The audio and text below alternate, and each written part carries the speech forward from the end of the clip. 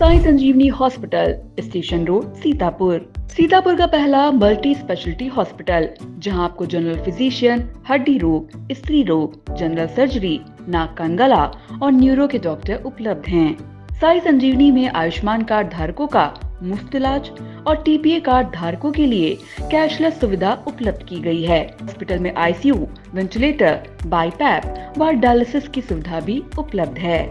Sai Sanjeevani hospital, station road, Sitapur. At Singhania Educational Institute, we're not just prepared for the future, we're actively shaping it with technology and innovation. We are preparing to lead tomorrow. Singhania Educational Institute, cultivating knowledge.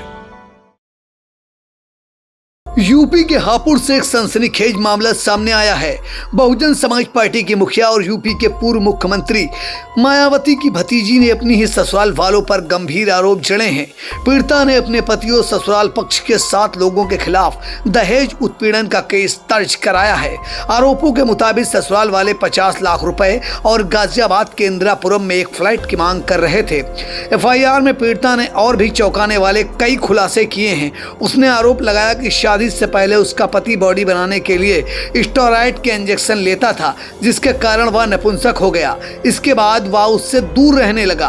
पीड़िता का आरोप है कि बच्चा पैदा करने के लिए ससुराल पक्ष के लोगों ने उस पर अपने जेठ के साथ शारीरिक संबंध बनाने का दबाव भी डाला।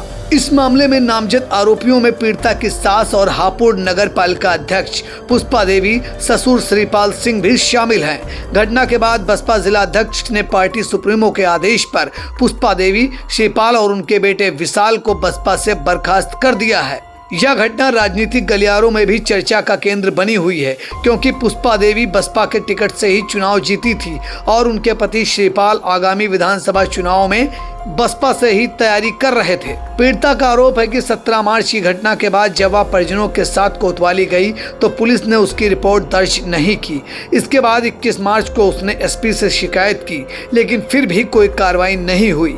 आखिर न्याय के लिए पीड़िता को न्यायालय की शरण लेनी पड़ी। सीओ जितेंद्र कुमार वर्मा ने बताया कि न्यायालय के आदेश पर सभी नामजद आरोपियों के खिलाफ केस दर्ज कर लिया गया है और मामले की जाँच की जा रही है। पीड़िता ने अपनी रिपोर्ट में अपनी शादी की तारीख, दहेज की मांग का भी ब्यौरा दिया है। उसका कहना है कि आरोपियों ने उसकी बुआ मायावती के नाम का इस्तेमाल कर उसे धमकाया और विरोध करने पर उसकी पिटाई भी की। अब देखना यह है कि इस हाई प्रोफाइल मामले में पुलिस की जांच किस दिशा में बढ़ती है और पीड़िता को कब तक न्याय मिल पाता है। ब्यूरो न्यूज आई इंडिया। आई इंडिया मनाएगा जर्नी ऑफ जर्नलिज्म का सेलिब्रेशन।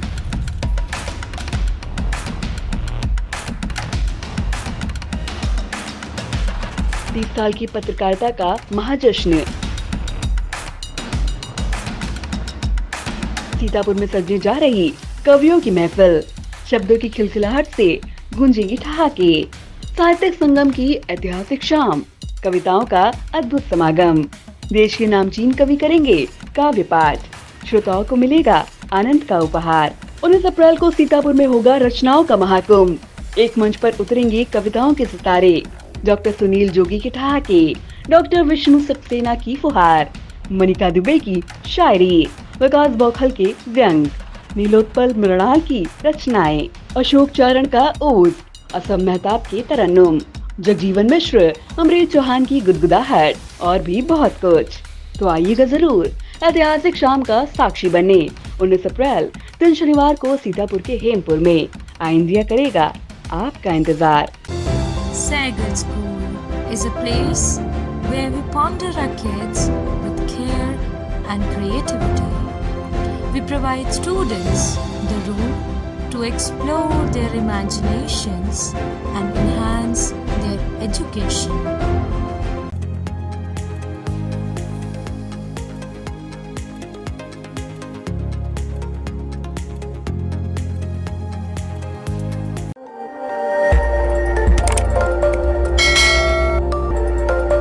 खबर आपकी, नजर हमारी। देखते रहिए आई इंडिया।